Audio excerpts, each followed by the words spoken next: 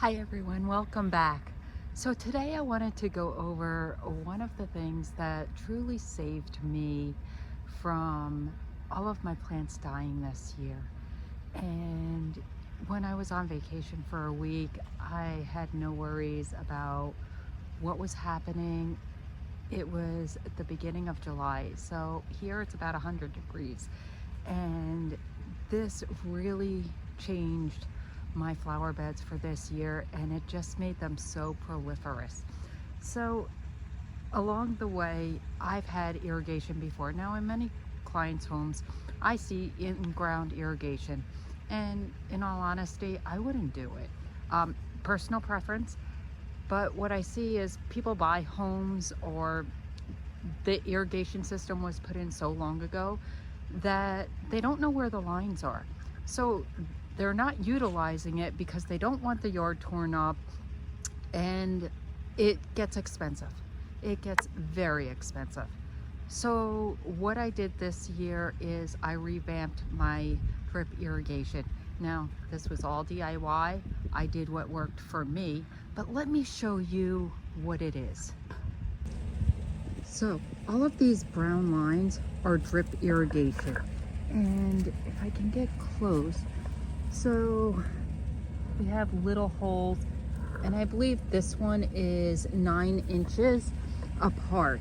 And that's because for me, when this flower bed is in peak season, it is completely full. Now I have 8 lines going across, and if you can see, my hydrangea has a little more because they require a little more water, but this goes all the way down. Now I basically have these, I'd say in straight lines, but my flower bed is not straight, and then they are all connected on the end. On this end, this is drip irrigation as well. On the other end, it is a solid tube, just because I don't need as much water up there. And then even in this flower bed, now this one I did in a circle, but it is all through here as well. And this has just worked so great for me.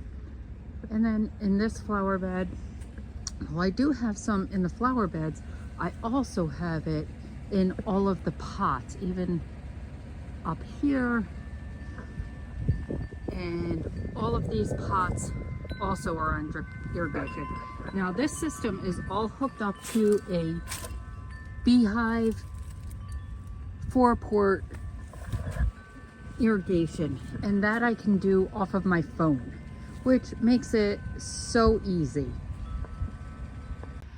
So while this irrigation did take me probably a whole day to put in, just because I was figuring out how I wanted to do it, plus all of my flowers were already blooming, so it was getting around all of the plants and where I needed extra water and so forth.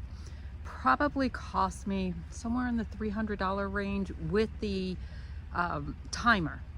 And I have, in peak season, I have that going off every day for an hour a day. And this was the year that my flower beds did the best.